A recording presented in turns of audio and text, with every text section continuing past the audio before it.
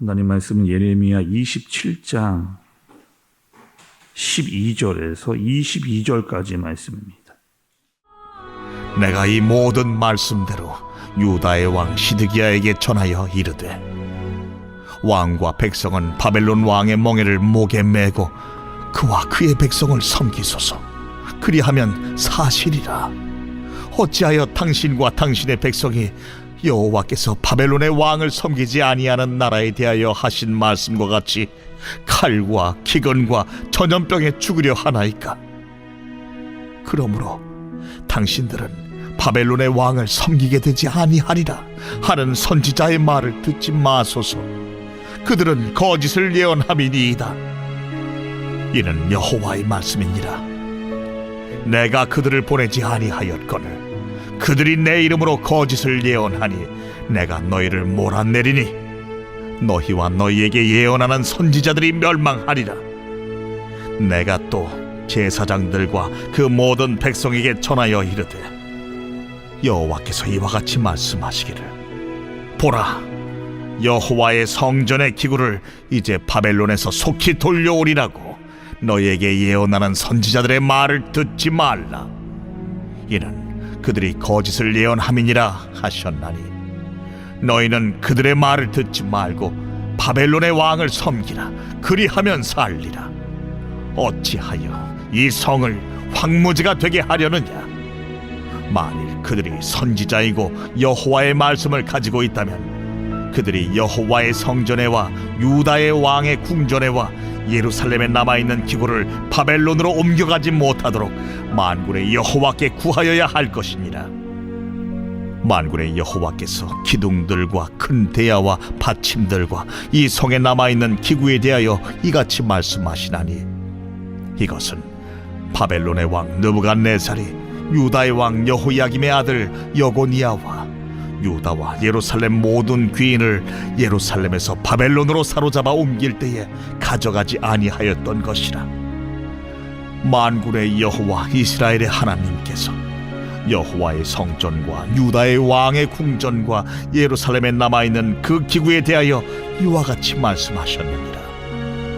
그것들이 바벨론으로 옮겨지고 내가 이것을 돌보는 날까지 거기에 있을 것이니라. 그 후에 내가 그것을 올려와 이곳에 그것들을 되돌려 두리라. 여호와의 말씀이니라. 아멘. 여러분, 우리가 어제 새벽 말씀에 어떤 일이 있었느냐, 이런 일이 있었습니다. 하나님께서 예레미야에게 왕에게로 가라. 근데 왕에게로 가는데 어떻게 하느냐? 멍에를 메고 가라. 멍에가 여러분 이런 거였잖아요. 소 목에 나무 뭉치, 그리고 그 뭉치에 코를 매서 농부들이 밭을 멜 때 소를 컨트롤하는 그게 멍에였습니다. 근데 그 멍에를 메고 왕에게 가라. 그리고 왕에게 뭐라고 이야기하느냐? 바벨론으로 가라. 여러분, 그 얘기가 쉽지 않은 얘기잖아요. 또 거기에 누가 모여 있었느냐? 바벨론과 싸우려고 하는 각 나라의 사신들이 있었습니다. 근데 그 사신들에게도 뭘 이야기하느냐? 그들에게도 다 멍에를 하나씩 줘라. 그리고 바벨론으로 끌려가라. 이 얘기를 가서 하라고 이야기를 하나님께서 예레미야에게 시키셨습니다. 이제 진짜로 나라가 거의 망하게 된 그런 상황입니다. 그런데 여러분 한번 이런 생각을 해보시죠. 왜 나라가 망하게 되었는가? 지금 바벨론으로 끌려가는 것보다 더 중요한 것이 뭐냐면 왜 나라가 이렇게 이 지경이 됐느냐? 이거를 잘 봐야 됩니다. 이때까지 예레미야가 계속해서 왕과 백성들에게 이야기한 얘기가 있었거든요. 그게 뭐예요? 회개하라는 겁니다. 회개하라, 회개하라 계속 이야기했어요. 돌아와야 된다, 돌아와야 된다 얘기를 수없이 이야기를 했습니다. 그런데 왕이나 백성들이 다 뭐 했느냐? 하나님의 말씀을 듣지 않은 거죠. 그리고 이제는요, 회개할 수 있는 시간이 다 지나가 버린 겁니다.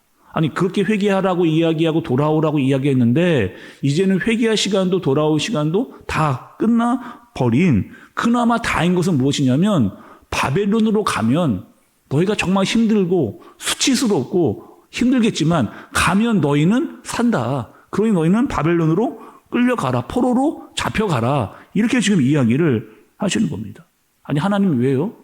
그거 너무 싫은데, 정말 죽기만큼 싫은 게 바벨론 포로로 끌려가는 건데 왜 그렇게 하시는 겁니까? 그런데 하나님께서 의도하시는 게 있어요. 끌려가서 거기서 훈련을 받으라는 거예요. 끌려가서, 가는 게 힘든데 가서 거기서 너희는 훈련을 받으라. 가면 힘들겠지만 반드시 너희에게 영적으로 새로워지는 그런 경험을 하게 될 거다.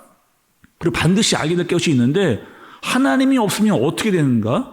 하나님이 없으면 어떻게 되는가? 너희는 비로소 바벨론으로 끌려가서 그 포로가 된 이후에 절실하게 깨닫게 될 것이다. 몸과 마음이 다 가난해져서 메말라져서 정말 하나님이 아니면 안 되겠구나를 절실히 너희가 거기서 깨닫게 될 것이다.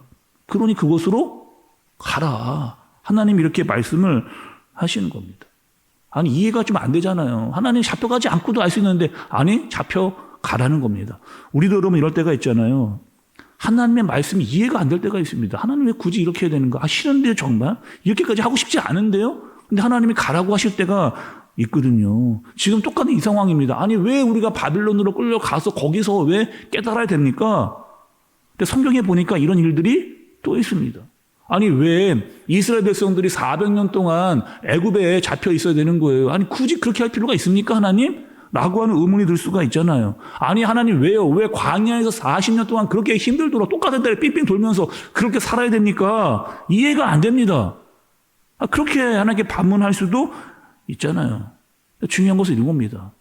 내 생각보다, 아무리 생각을 많이 하고 뛰어난 내 생각보다 더 뛰어난 것이 있는데, 그것이 바로 하나님의 생각이에요. 하나님의 계획입니다.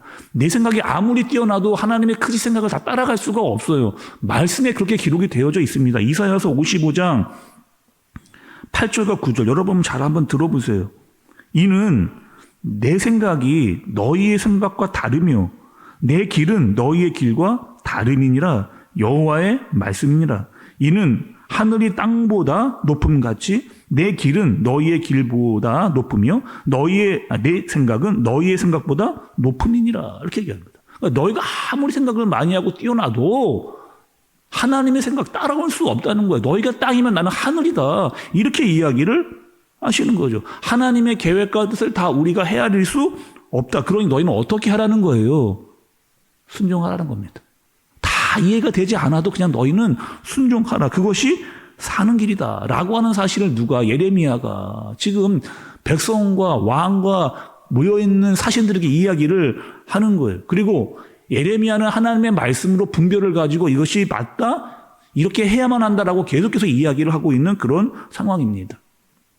그런데 예레미야가 이렇게 하고 있는데 또 그렇게 말하지 않는 사람도 있어요. 예레미야가 있었다면 또 거짓 선지자들도 그 당시에 있었습니다. 어떻게 이야기하냐 그들은. 말씀을 여러분 한번 보시죠. 14절과 15절의 말씀 한번 보세요. 거짓 선지자들은 어떻게 이야기하느냐. 그러므로 당신들은 바벨론의 왕을 섬기게 되지 아니하리라 하는 선지자의 말을 듣지 마소서. 그들은 거짓을 예언함이니이다.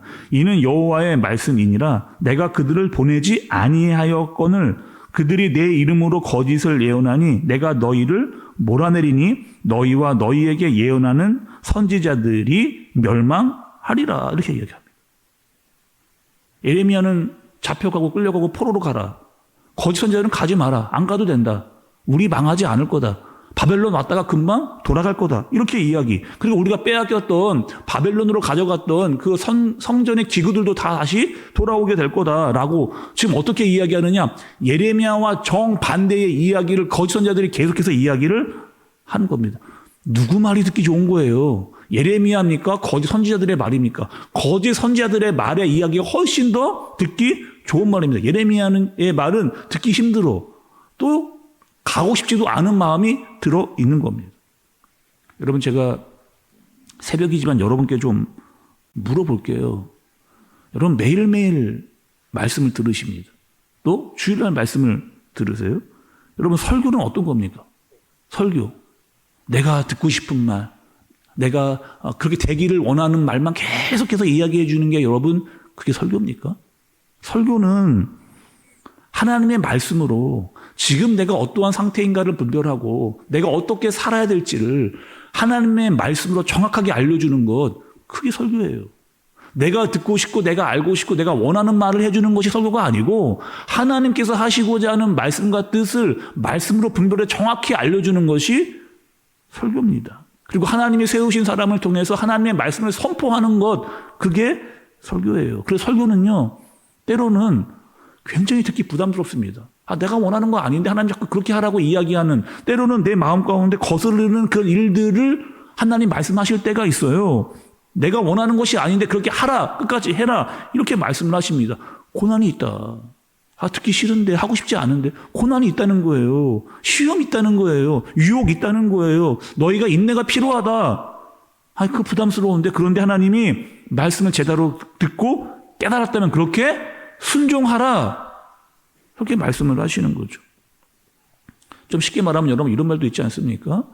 몸에 좋은 약이 입에는 쓰다는 거예요. 몸에 좋은 약이 입에는 쓰다는 거예요. 지금 당장 굉장히 그 말씀이 듣기 부담스럽고 어려울 수 있지만 받아들이고 순종하면 너희에게 복이 임한다. 하나님이 주시는 복이 임한다 라고 하는 사실을 말씀이 우리에게 알려주시는 거죠. 그런데 끝까지 지금 예레미야의 시대 사람들은 어떻게 하는 거예요? 끝까지 거부하는 거, 끝까지 듣지 않고 끝까지 순종하지 않고, 그런 이제는 뭐 하는 거? 때가 됐다. 더 이상은 기회도 없고 더 이상은 회개할 시간이 다 지났기 때문에 너희가 징계를 반드시 받아야 한다는 거예요. 그럼 어떻게 하라는 거예요?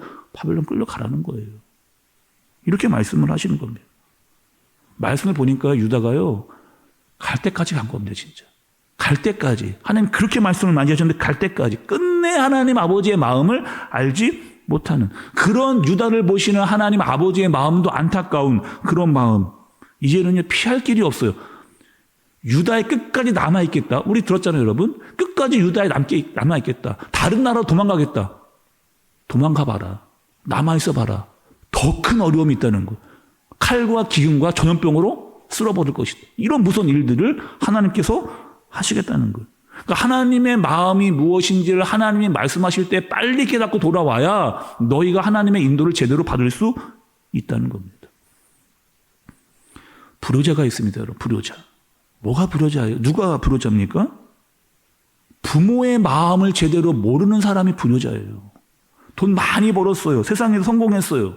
가진 게 많습니다. 그런데 전혀 부모의 마음을 이해하지 못합니다. 그게 불효자예요. 다른 게 불효자가 아니고요. 그게 불효자예요. 내 생각대로 하는 것, 부모의 말을 듣지 않고 그냥 내 마음대로 하는 것, 그게 불효자입니다. 하나님 우리에게 말씀해 주세요. 그 말씀을 듣고 아버지의 마음을 아는 것이 얼마나 중요합니까? 하나님 아버지의 마음을 헤아리는 것이 얼마나 중요합니까? 그 이야기를 들으라 계속해서 말씀하시는 겁니다. 여러분, 말씀을 들으실 때마다 아버지의 마음을 깨닫고 그 아버지의 말씀대로 순종을 하는 저와 여러분들 되어지시기를 예수님의 이름으로 축복합니다. 기도하겠습니다. 하나님 아버지, 아버지의 말씀을 잘 듣게, 그 말씀을 듣고 깨달을 수 있도록, 때로는 그것이 내가 원하는 일도 아니고 마음의 어려움도 있지만 하나님이 말씀하시면 그 말씀에 순종하는 내가 되어지도록 인도해 주옵소서. 믿음을 가지고 순종을 가지고 인내를 가지고 끝까지 그 길을 걸어가며 아버지의 마음을 헤아릴 수 있는 우리가 되게 하여 주옵소서. 예수님의 이름으로 기도드리옵나이다. 아멘.